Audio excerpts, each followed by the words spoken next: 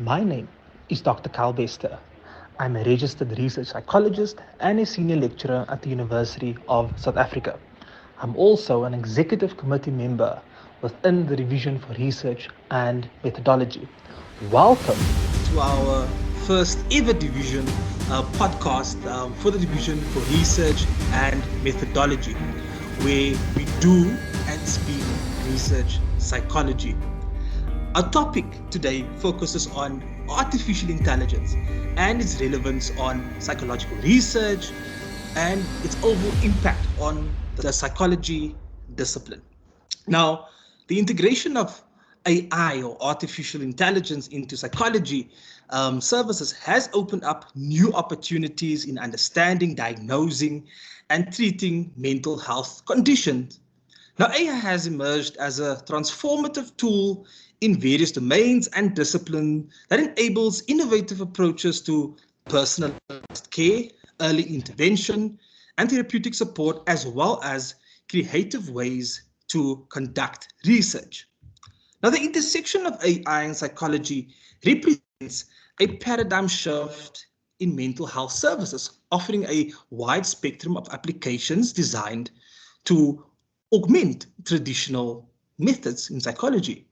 Now, the marriage of AI and psychology holds significant potential for mental health research and practice, but also offers opportunities for personalized and precise diagnosis and early intervention, as well as the development of innovative and therapeutic approaches. Now, the integration of AI algorithms into mental health services has the potential to revolutionize the field, leading to more effective and efficient care. But now, on the flip side, there are also those that are against the integration of AI into a discipline that is and has been uniquely positioned to focus on the human element. Now, without delaying the reveal of our podcast guest today, now our guest has a wealth of experience and knowledge about research and consulting, and she's also an author. But more importantly, she is the chair of the PsySSA Division for Research and Methodology. Leonie Vorster joins us today on the podcast, our first ever podcast. Now, Leonie is a research psychologist with 400 plus research and research-based consulting assignments under the belt for clients in more than 40 countries on 5 continents. She believes in the effective and just use of ethically sourced information for positive impact and is passionate about producing accessible and actionable insights from research. Leonie has also written, edited, and presented 170 plus articles and papers, as well as talks, and is the author of Five Seats, a magical realism novel. Leonie, welcome, and it's good to have you on our podcast. Thanks, Carl. Wonderful to be with you, and greetings to all the listeners. So, Leonie, what can you tell us about AI? Sure. Where to start, hey? It's hit the world by storm. Um, Let me start with the global picture. In the last couple of weeks, the president of one of the international associations on the commercial side of research did a survey amongst researchers and actually already found that about 80% have started using AI or are testing it in some form. So I think it's here. It's not even on its way. It's already here. I think of AI as a researcher. It uses data, it analyzes it, and it interprets the results. But also, like the rest of us who are researchers, it can make mistakes and it has biases. So for me, AI has two sides. It's got a bit of a split at the moment, as you've mentioned, in terms of support and not support for AI. But I do think it holds a massive opportunity for research, provided we pay attention to some of the risks that are involved. Okay, cool. So you mentioned about the opportunities and the potential risks. Are you able to share a couple of opportunities that it may have for the psychology discipline in South Africa? On the research side, more than the kind of intervention side. So let me speak to the research side. I think in terms of designing and managing and conducting and reporting, applying and advancing research methodologies and practice, um, the the AI opportunity lies in doing things a lot more efficiently, and giving us almost more freedom to do the thinking. Um, we should pay more attention to the quality of the primary data that we collect and the secondary data that we use. But AI will allow us to do research with enhanced efficiency, and with more data, and do a lot more complex analyses than we can at the moment. And it will actually have give us the opportunity to be more creative in terms of the research that we're doing. But it can also lead to losing the art or the skills in research, and changes will happen. I think I'm predicting a little bit, but I think there'll be changes in academic and applied research value chains, and the risk of errors and biases that I mentioned that can negatively impact decisions and interventions, that are based on the research that we do.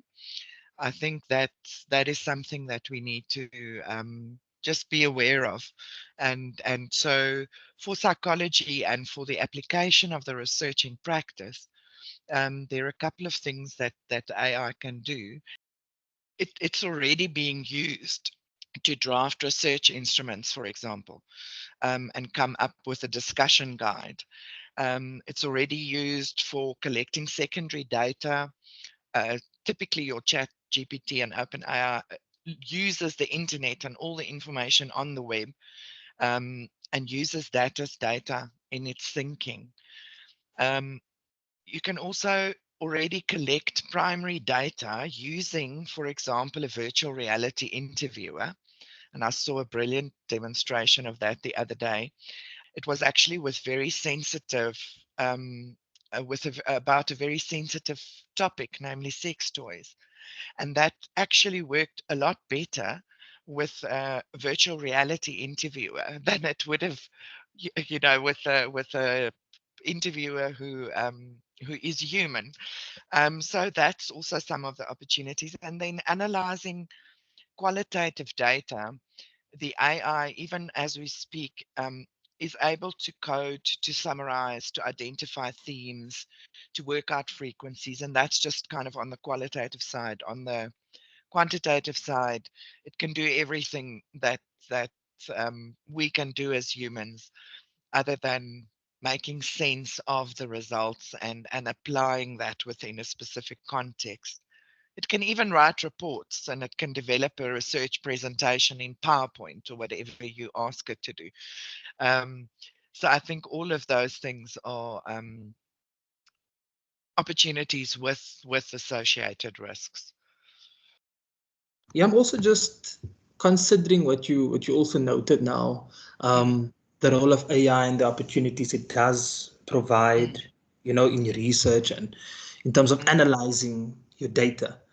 mm, And I think from my experience, I have started to almost embrace the use of AI in terms of my writing, for example. I think mm, Grammarly has this tool where you can actually it actually improves what you have noted down in your email, and yeah.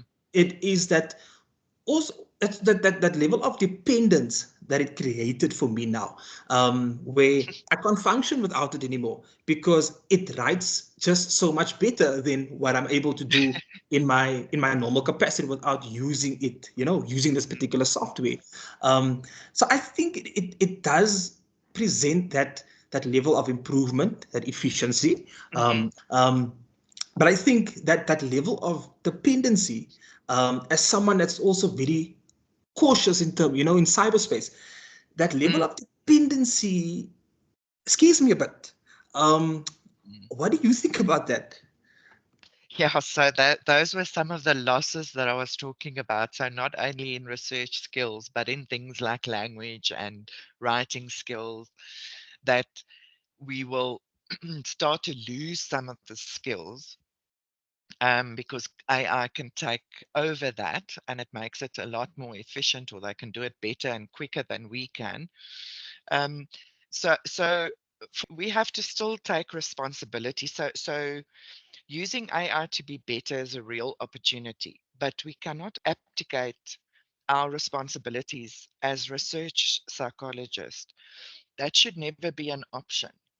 So for me, it's a healthy balance between doing things faster and doing things more efficient and working with bigger data sets, more complex data sets, but not abdicating what it is that we do as research psychologists when we are, especially in terms of the analysis and in terms of how that information is used. So, so one of the projects I'm working on at the moment has um, it's 5 research questions, but they're 20 documents totaling more than 4,000 pages. So it's a huge study. Um, and we have 3 weeks to analyze it. Now, that would take months and months if we had to do that manually. But using something like Atlas TI, which is what I'm using, um, with conversational AI and with AI coding, actually doesn't simplify it in terms of the thinking that goes behind it, but it cuts down on the time a bit. Well, significantly, actually. But I still have to go through what AI produces and actually verify that. And that verification process is the very first thing that I think needs to be done to make sure that we don't abdicate our responsibility as researchers. And then the second part is, once you've validated what AI has come up with against the data, whether it's qualitative or quantitative, doesn't matter. You still have to do that validation, especially at this point in time with where AI is at. But the second part is for interpreting and disseminating research results. Our responsibility as researchers, and especially as research psychologists, and as psychologists in the broader sense, our responsibility is just increasing with AI. So even though we can use it and almost certain things will be much easier to do, and we might even forget how to do them manually, but there are parts of that process when we start interpreting the results and when we start disseminating the results and applying them to human beings. That responsibility, the more you use AI, the bigger that responsibility becomes. So I don't see it as we'll lose all of that and we won't kind of be taking responsibility for our research anymore. I think it will actually increase the level of responsibility that we have to take. And then I just wanted to make a comment about the global regulation. So global regulation of AI is underway. It's following more or less the same process that the legislation like GDPR in Europe and POPIA in South Africa um, followed to protect privacy of information. Like with any legislation, while it won't stop unethical or illegal use of AI in this instance, it will draw, or irresponsible use even, it will draw a distinction between those that do things ethically and those that do things unethically.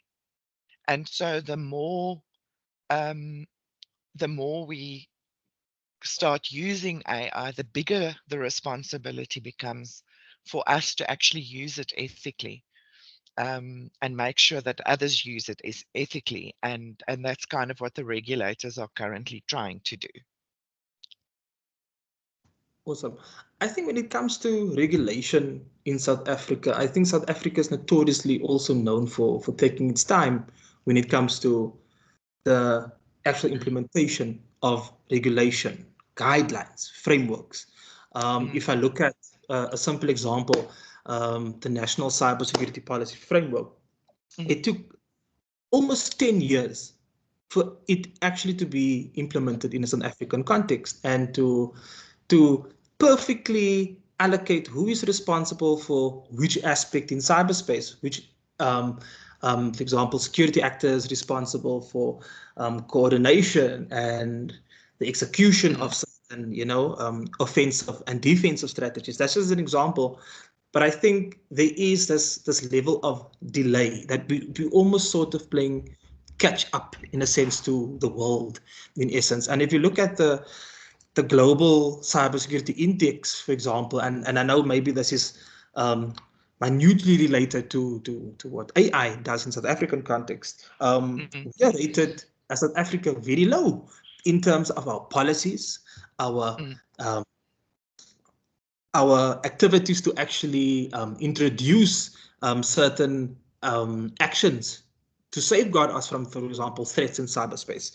And I think the regulatory framework that has to address the AI component in South Africa has to also address that element of rapidness in terms of how it is rapidly introduced in our social context, the idea of behavior. And I think a lot of our policies don't speak to behavior. And I also think that is where us as psychologists and where our discipline is actually important within the introduction of AI as this transformative force in our South African context.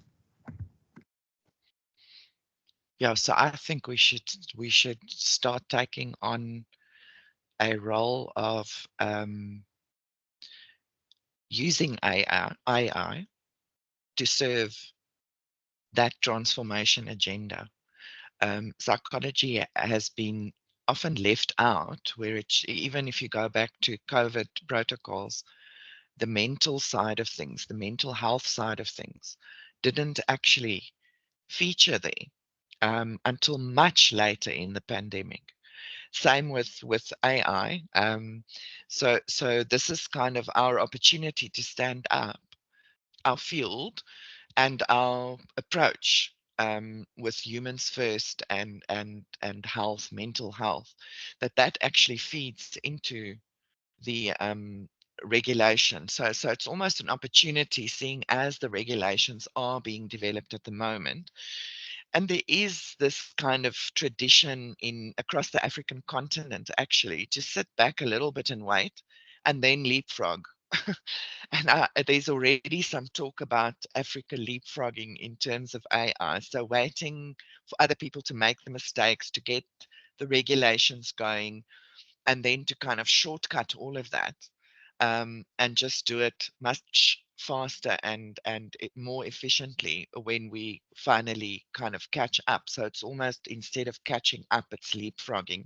So that is one of the things. But I also think it is our responsibility to ask the right questions when we are using AI software, for example, as part of our research. So even in the absence of regulation and legislation, um, there's still ethical rules and there's still the right way to do it. One of the global associations in research came up with a list of 20 questions, and I think they're actually working on a 21st question, which would make it not such a round number anymore. But things are changing and they're changing fast. But some of the things that we can do in the absence of regulation, so even if our regulations come to in 10 years' time, we don't want to, it's a global scenario. So we don't want to do anything that's not in the interest of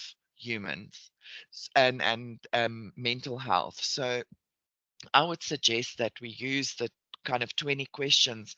I'm going to talk briefly through them, Carl, if you'll allow me. Not all 20, but they group into five groupings. So the first one is looking at the organization that's providing the software. And the company profile or the organization profile.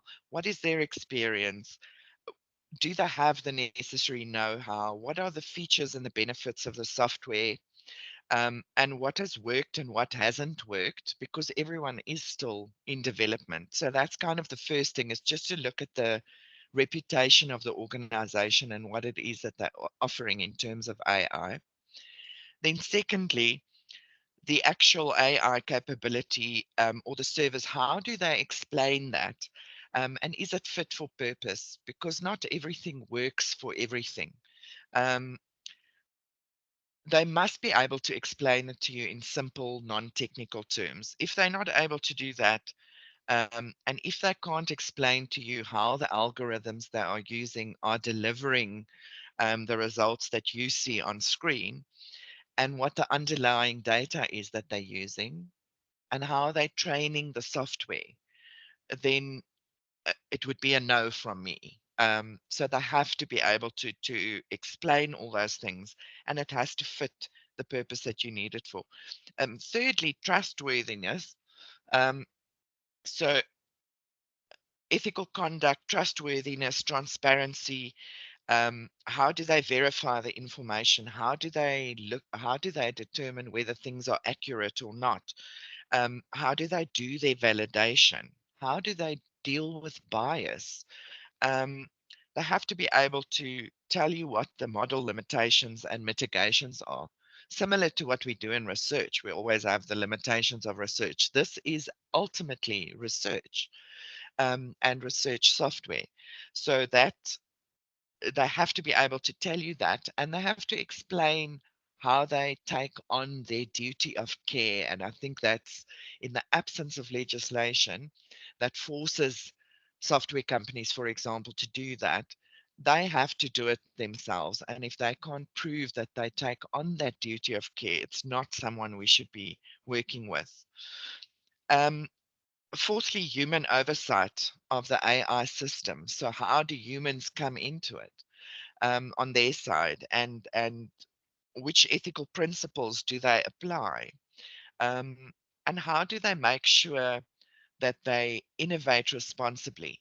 So some of the organizations are already setting up ethical review boards, for their software, to check that everything happens the way it should, and that it's not used and abused. Um, and then lastly, the data governance protocols, and I've just referred to some of that, but things like privacy, how do they make sure it's the data is of good quality? Where does the data come from? Um, what is their privacy notice? What is their data and privacy protection policies? um, Information security, you've mentioned security. They have to be able to explain how they secure the information, and how they secure the system, so that people can't add information in that they're not even aware of. Those are some of the fears that people have. And then data ownership, who owns the data that goes in and who owns the data that comes out? Um, and then the sovereignty of the data, in other words, whether it's almost ring fenced, if you are inputting data. So for example, in Atlas TI, if you use the AI component, it's not used to train their models, and they do not keep a copy of it. So you use the software on top of the data. You don't put the data into the worldwide chat GPT system. So those are some of the things I think we can take responsibility, even in the absence of regulation. Um, and yeah, so we don't have to wait for the regulation. We can already take some steps now to make sure that whoever we use, are actually using AI ethically. Yeah, so that would be my, to kind of hold our breath and wait for a regulation. We've learned, even with Popia, it takes so long, and it is such a tedious process that you have to want to do it long before you have to do it. Yeah. You know what, Leonie? I'm sitting here with a lot of questions, and actually my thoughts are all over the place, to be honest, because the first thing is the human is the weakest element in a security chain, and you did address that element of security concern, information security. And if you look at our recent spate of cyber threats in the country, and we've, as many organizations and specifically government parastatals have been impacted by cyber threats. But this is a side note. I think if I come back to the human being the weakest link in the security chain or the cyber security chain, um, or in the information security chain, it raises a lot of concerns about AI and the role of AI, specifically when we look at organizations that have to deal with security, for examples. And yes, there are regulatory frameworks such as the POPI Act that addresses the element of who is responsible at the end of the day for maintaining the safety of the customers or the client's data or even the employee's data. How is it managed? How is it stored? What security measures are we implementing to safeguard the data, the information?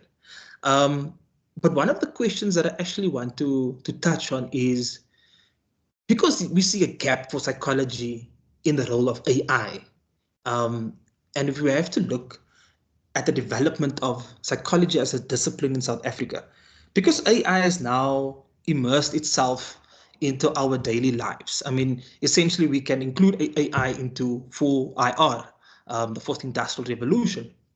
And part of the fourth industrial revolution is the emergence, it's the integration of technology into our daily lives and into our daily functioning. But now, when we speak about our scope of practice as research psychologists, but also the scope of practices in the psychology discipline itself, do you think that there should be a call for redevelopment in terms of widening certain scopes or elements in the scope to include the use of AI? Because if you look at the research psychology scope of practice, it says that we are responsible for disseminating psychological research. But now with the inclusion of AI, it throws almost that spanner in the works, because not only are we governed by the Health Professions Council's ethical code of conduct, we are also now having to abide to the AI ethical code of conduct. Do you see that there's perhaps an opportunity to merge the two, or should we separate the two completely and stick to our guns, stick to our scope of practice, and rather just call for a new category that speaks to, for example, cyber psychology, which integrates AI? And, what are your thoughts on that? Yeah, interesting. I mean, we'll time will tell, but let me give you my thoughts as you asked.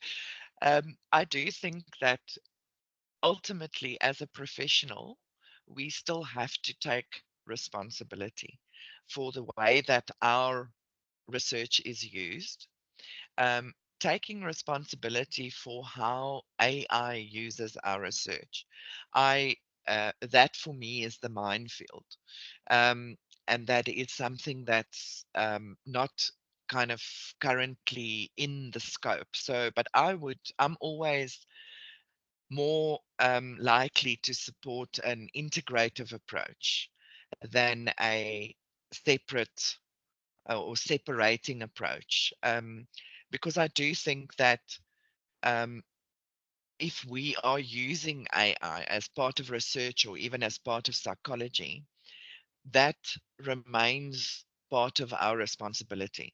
You spoke of dissemination of results, and for example, if AI comes up with an intervention strategy, it is for psychological intervention, it would still be the professional's responsibility to validate what it comes up with, to verify it, and to take responsibility for how it is used.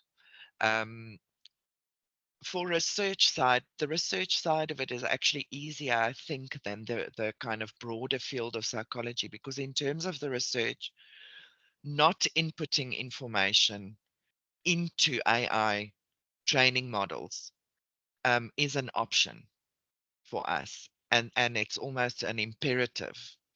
at this point to not add information that can be that might be confidential into, or that is confidential into a public process or a worldwide process. So that's one of the kind of things that I think we need to be very clear on. There are other ways, or the things that we are used to doing as researchers, for example, anonymizing information. All of that still needs to be done, even if you are using AI software to analyze the information. You anonymize first um, to try and mitigate some of the risks around security. But I would be very sad if we abdicated our role as professionals and our responsibility for how research is done and used to AI completely, or even significantly. Um, I think we do need to integrate it as part of any of the training as AI develops. I think it should be integrated into scope of practice, and it should be integrated into the research that we're doing, the research training, to make sure that it's part of the same training and not a separate kind of add-on thing. Great. Thank you so much for your insights today, Leonie. I think our listeners and the DRM division really appreciates your insights, your perspectives, but also your wealth of knowledge that you can contribute to this particular topic. I think ultimately I'm left, and I think our listeners are also left with a lot of questions, and hopefully this particular podcast will allow us to have more questions, to be critical in terms of AI in our context, and ultimately embracing that stance of the buck stops and ends with the human element, because ultimately we are in a human-centered profession. So thank you very much for joining us today, Leonie. We really appreciate your insights and your perspectives on this particular topic. My name is Kyle Bester, over and out.